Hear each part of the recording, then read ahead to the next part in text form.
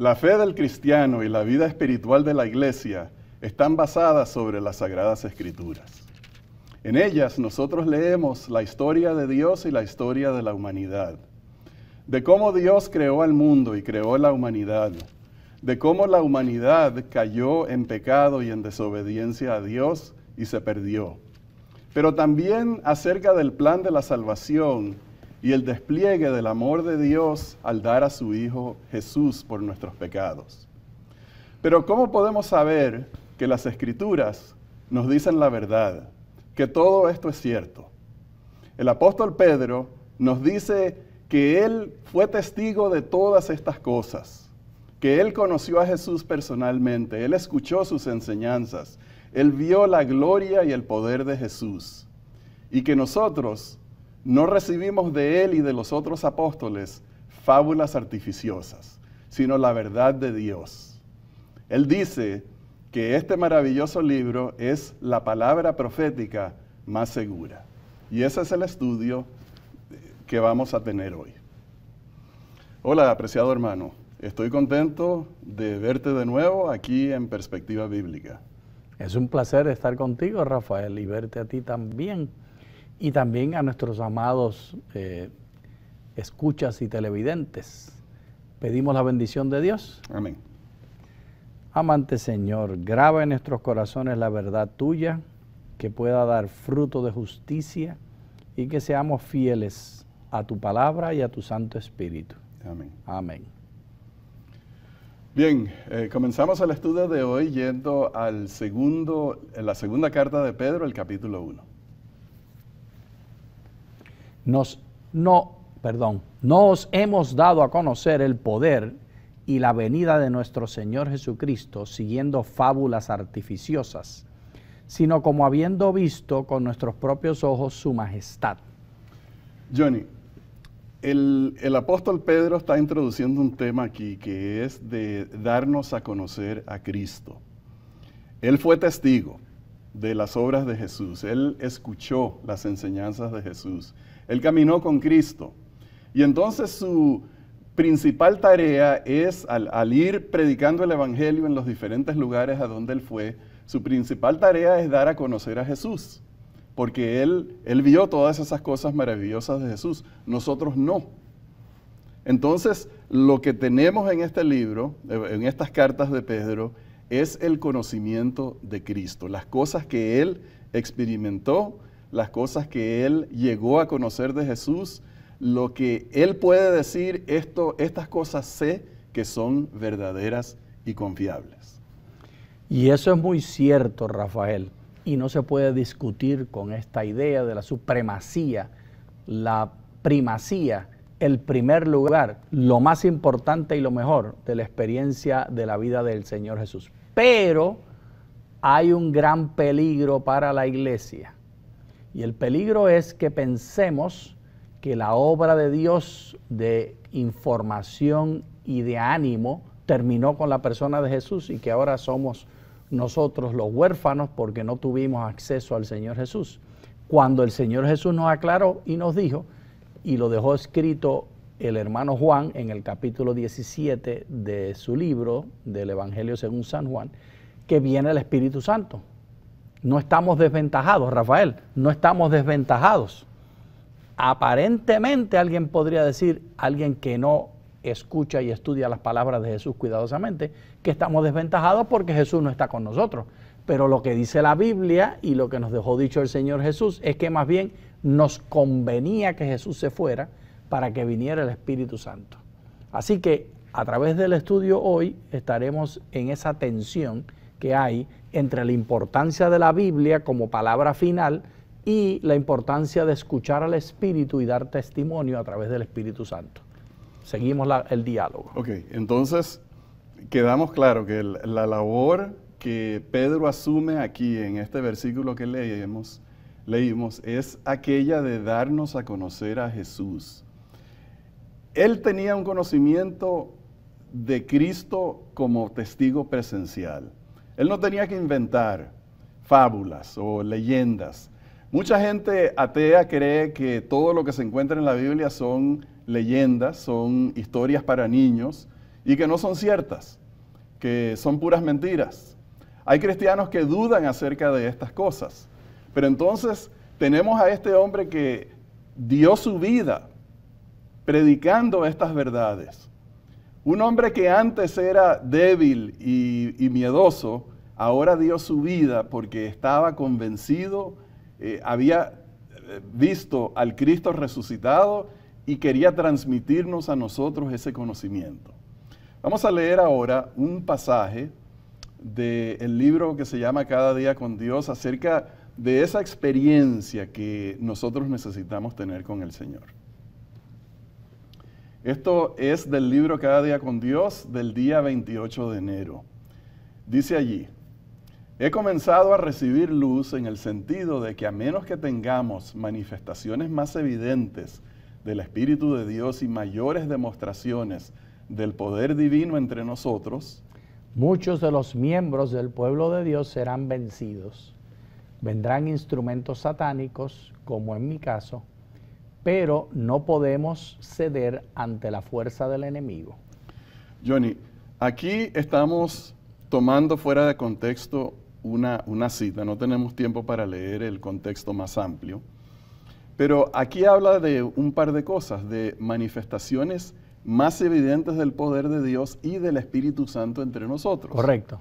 O sea que lo que dice aquí Elena G. de White es que Dios está dispuesto a darnos a nosotros manifestaciones de su poder y la presencia de su Espíritu Santo en nosotros. Correcto. Entonces, combinando eso con lo que dice Pedro de que nos da a conocer a Cristo, estoy de acuerdo con lo que tú dices, de que teniendo la presencia del Espíritu Santo en nuestras vidas, no estamos en desventaja. Correcto.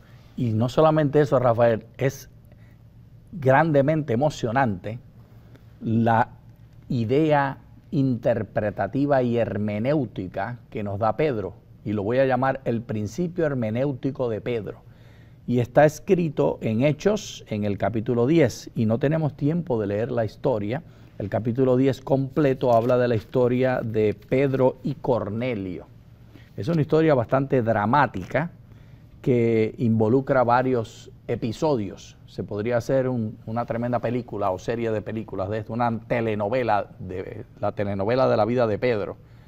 Y esta tendría varios capítulos.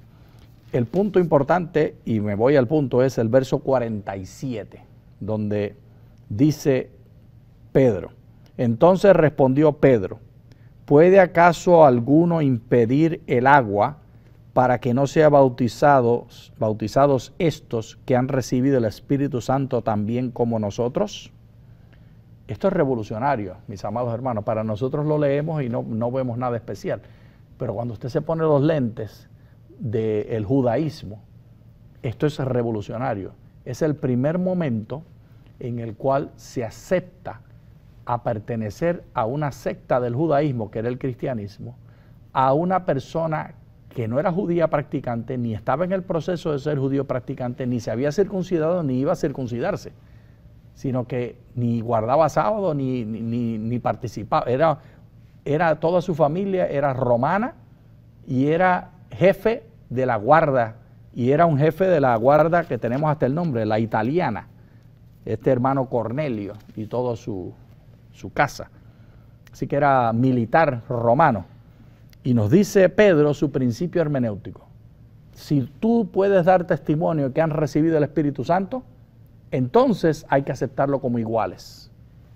Eso es revolucionario, porque nosotros comúnmente estamos pensando que únicamente y solamente a través de un examen de jurisprudencia bíblica, si tú crees lo mismo que yo, entonces tú puedes ser de la familia mía. Y esa era la manera judía de pensar. Pero Pedro introduce este otro principio hermenéutico de entender cómo funciona la verdad de Dios. Y es a través del Espíritu Santo. Y eso es un desafío para la iglesia, porque este mismo desafío lo tenemos cuando desciende el Espíritu Santo en el tiempo final. ¿Vamos a estar listos como Pedro a recibir a la gente o le vamos a poner pruebitas? Ok. Entonces, Pedro había dicho que no eran fábulas, sino él era testigo. Y entonces, en los siguientes 2 versículos, nos da más explicaciones. Pues cuando él recibió de Dios, o sea, cuando Jesús recibió de Dios Padre honra y gloria, le fue enviada desde la magnífica gloria una voz que decía: Este es mi Hijo amado, en el cual tengo complacencia. Y nosotros oímos esta voz enviada del cielo, cuando estábamos con él en el Monte Santo. Ok, Johnny, entonces aquí está Pedro dando como evidencia de que él estuvo presente en aquel monte cuando a Jesús se le aparecieron Moisés y Elías y escuchó la voz del Padre desde el cielo hablando sobre Jesús.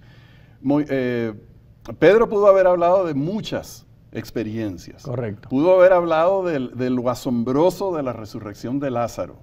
Pudo haber hablado de la multiplicación de los panes. O sea que él pudo haberse dirigido a muchas experiencias que demostraban el poder de Jesús y que él había testiguado. Él había incluso participado como actor principal en algunas de ellas. Pero esta, por alguna razón, tuvo una gran influencia sobre él. Y vamos a leer ese pasaje en Mateo 17 para entenderlo un poquito mejor.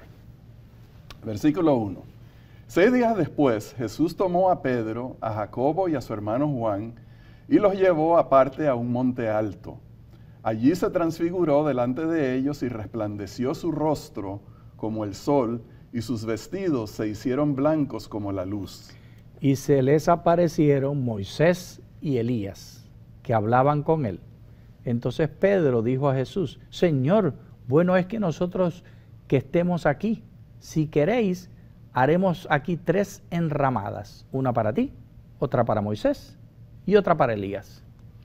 Mientras él aún hablaba, una nube de luz los cubrió y se oyó una voz desde la nube que decía: Este es mi Hijo amado, en quien tengo complacencia, a él oíd.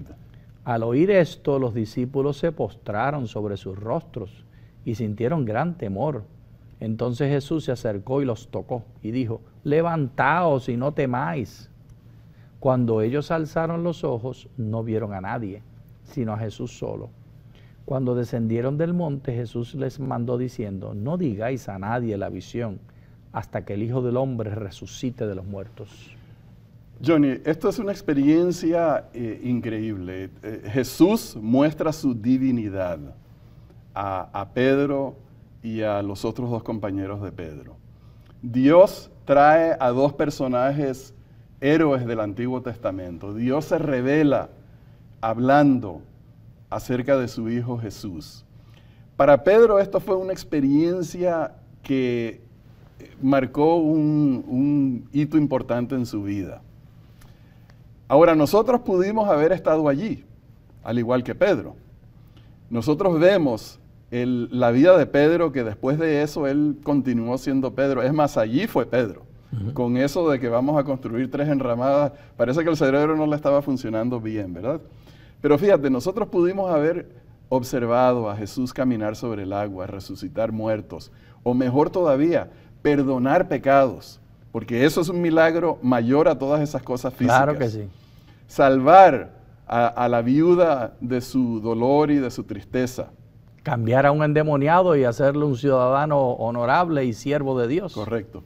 Pero Johnny, todas esas cosas que están ahí narradas en la Biblia, si nosotros no hacemos esas experiencias algo personal, entonces la verdad es que no tiene importancia si Jesús resucitó a 100 o a 200, no nos está llegando, no nos está tocando.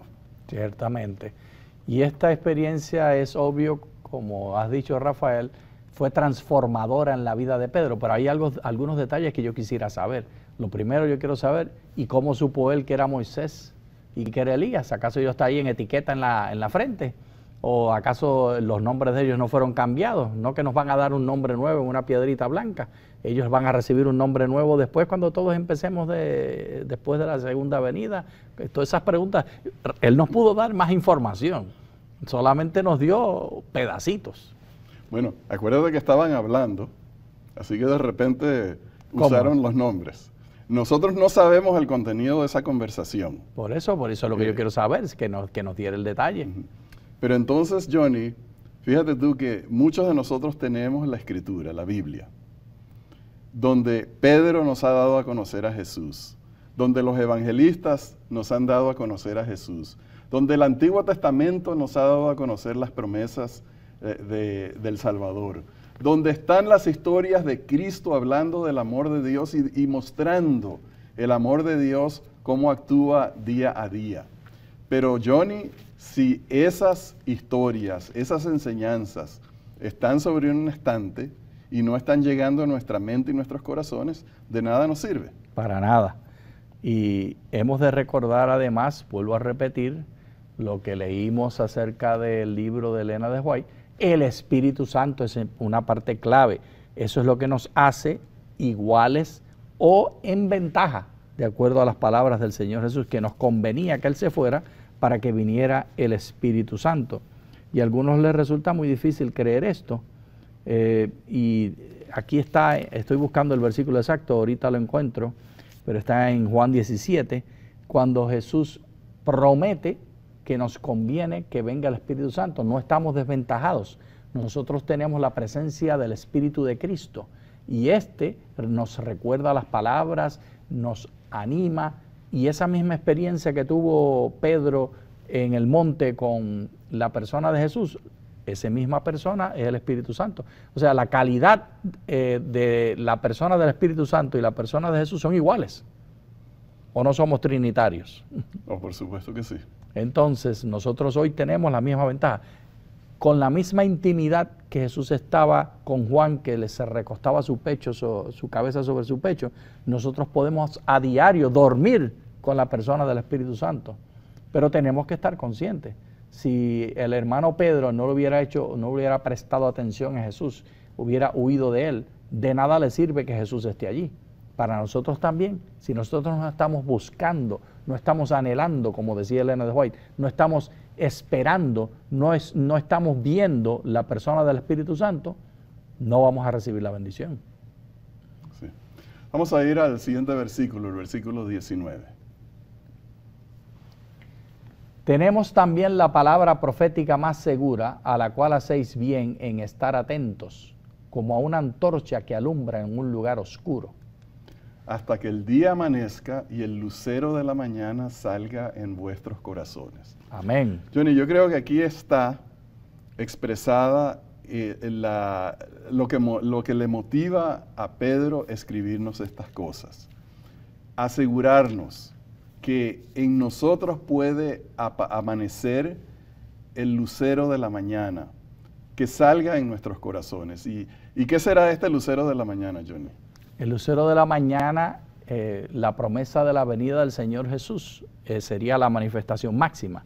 Pero tal como el lucero va amaneciendo de poquito a poquito, nosotros tenemos los indicios de la luz del lucero de la mañana de la segunda venida de Cristo día a día, cuando nos entrelazamos a través del estudio de la Biblia con la persona del Espíritu Santo y nos convertimos en su mejor amigo. Cuando lo hacemos el centro de nuestras vidas y estamos continuamente en diálogo, podemos comenzar a ver los rayos del lucero de la mañana cuando amanezca el día, que todo estará solucionado. Y aquí tengo la promesa de lo que dice el Espíritu acerca del Espíritu Santo. Juan, el capítulo 16, el verso 13. Pero cuando venga el Espíritu de verdad, Él os guiará a toda la verdad, porque no hablará con su propia cuenta, sino que hablará todo lo que oiga y os hará saber las cosas que habrán de venir. Él me glorificará porque tomará de lo mío y os lo hará saber. Todo lo que tiene el Padre es mío, por eso dije que tomará de lo mío y os lo hará saber. Jesús nos prometió que no estamos solos, no estamos desventajados, pero tenemos que prestarle atención al Espíritu Santo y estar listos a ser humildes ante Él. Esa es la palabra. Bueno, Johnny, el apóstol Pedro, recordemos, estaba preso, estaba dejándoles a sus miembros de iglesia en Asia Menor y a todos los cristianos de todas las edades las palabras de Pedro dando a conocer a Jesús. Así es que amanece el lucero de la mañana en nuestros corazones, a través de las Escrituras. Nosotros no anduvimos con Jesús, pero a través de la comunión del Espíritu Santo y con las Escrituras, nosotros podemos conocer a Jesús. Nosotros podemos tener manifestaciones de Dios en nuestras vidas. El poder de Dios, el Espíritu Santo de Dios en nuestras vidas. Vamos a leer ahora en Testimonios para la Iglesia un pasaje que nos habla de este tema. La gloria de la verdad de Dios debe resplandecer en toda la tierra. La luz debe iluminar a todo lugar y a toda persona. Quienes recibieron la luz deben hacerla brillar constantemente, puesto que el sol ha salido en nuestra vida. Debemos reflejar su luz sobre el sendero de los que están en oscuridad. Entonces, Johnny, ahí está la razón por la cual nosotros necesitamos esa luz en nuestra vida, que amanezca no una vez. Está muy bien que la luz de Dios amaneció en nuestros corazones en algún momento en el pasado, pero siempre debe de estar renaciendo en nosotros, a diario, continuamente, porque nosotros somos los portadores de la luz de Dios hacia otras personas. Así fue que yo conocí al Señor, porque alguien que tenía la luz vino a brillar esa luz delante de mí. Yo vi la luz y me sentí atraído a la fuente de la luz, que es Jesús. Es nuestra misión, Johnny, también reflejar esa luz a otros. Amén. Y esa luz que el Espíritu Santo trae generalmente a través de la Biblia, pero muchas veces también en comunicaciones que no tienen, que son paralelas a la Biblia, que están alimentadas por los principios de la Biblia, pero que no son el contenido bíblico. El Espíritu Santo es la luz que todos los días viene y que todos los días está presente con nosotros. Jesús solo podía estar en un lugar a la vez, pero el Espíritu Santo está en todas partes al mismo tiempo, con cada uno de nosotros. Y esa experiencia que tuvo el hermano Pedro en el Monte de la Transfiguración la podemos tener nosotros a diario, y todos los seres humanos que estamos en conexión con el Espíritu Santo. Es cierto. Bien, vamos a ir a los siguientes versículos, versículos 20 y 21. Pero ante todo, entended que ninguna profecía de la Escritura es de interpretación privada. Porque nunca la profecía fue traída por voluntad humana, sino que los santos hombres de Dios hablaron siendo inspirados por el Espíritu Santo. Bien, Johnny, entonces en la Escritura nosotros tenemos revelados una cantidad de cosas. Tenemos muchas profecías acerca de Jesús. El año de su nacimiento, la venida de Juan Bautista para preparar el camino de Jesús, la obra de Jesús, sus sufrimientos. En las Escrituras nosotros encontramos la descripción del amor de Dios en términos prácticos, no como teorías o como palabras, sino viendo cómo se muestra en acciones el amor de Dios, aceptando a los pecadores y perdonando sus pecados. Esta Escritura dice allí que no es de interpretación privada. Ahora, Johnny, lo interesante aquí, o lo que hay que recalcar, es que por mucho tiempo las Escrituras fueron la posesión exclusiva de los líderes de la iglesia. Primero, no existía en forma física para que la gente la tuviera en la casa por lo difícil que era tener papiros o cueros con las Escrituras. Eran muy escasas, muy raras, y la gente no las tenía. Pero entonces también la iglesia no las compartía con la gente, e inclusive hablaban en un idioma que la gente no podía entender, el idioma latín, ¿verdad? Pero ahora que nosotros todos tenemos las Escrituras, Amén, por muchos métodos, ya sea en papel o ya sea electrónicamente, entonces esto que dice que no son de interpretación privada no quiere decir que no debemos de estudiar las Escrituras. Todo lo contrario, que ya que la tenemos, ese milagro de Dios, la revelación de Dios en estos escritos, entonces es nuestra obligación, nuestro privilegio, poder leer, correcto, estudiar, incorporar las Escrituras a nuestro corazón. Y en comunidad hemos entonces de llegar a la sana doctrina. Ahí es que viene la parte de que no es de interpretación privada, porque hay quienes de manera muy imaginaria y con mucha astucia tuercen las escrituras para hacer doctrinas que le complacen a ellos. Pero tanto el cristiano que es docto, teólogo, profesor de las escrituras, especialista en alguna materia de las ciencias bíblicas y de las ciencias de teología, como el hermano de la iglesia o la hermana de la iglesia, son igualitos ante la congregación de la iglesia, que en pleno va a decidir cuál es la sana doctrina. Y esa es la manera como la escritura misma dice que ha de ser interpretada la propia escritura. Lo segundo, Rafael, es el Espíritu Santo, que es la persona que está con nosotros todo el tiempo.